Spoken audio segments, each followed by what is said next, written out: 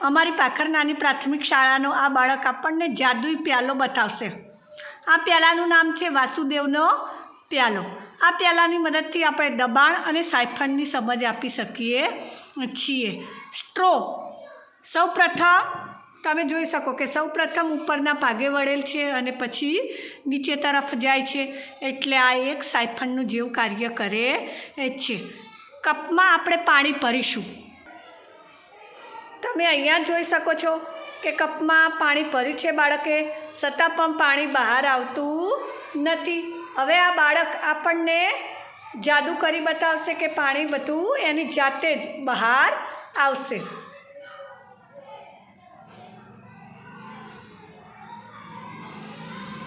તમે જોઈ શકો પાણી બહાર આવવાનું ચાલુ થઈ ગયું છે।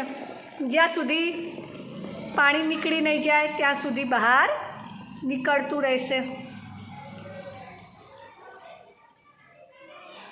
તો આનું નામ વાસુદેવનો પ્યાલો એટલા માટે પડ્યું કે આ એક પૌરાણિક દંતકથા પ્રમાણેનું કાર્ય કરે છે। જુઓ તમે જોઈ શકો કે બધું પાણી બહાર આવી ગયું છે।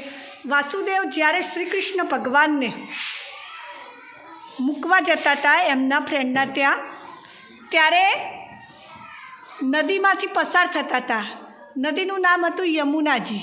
યમુનાજીને શ્રી કૃષ્ણ ભગવાનના ચરણ સ્પર્શ કરવા હતા, માટે એમને વાસુદેવને વિનંતી કરી કે હું શ્રી કૃષ્ણ ભગવાનના ચરણ સ્પર્શ કરી અને પાછી અંદર સમાઈ જઈશ।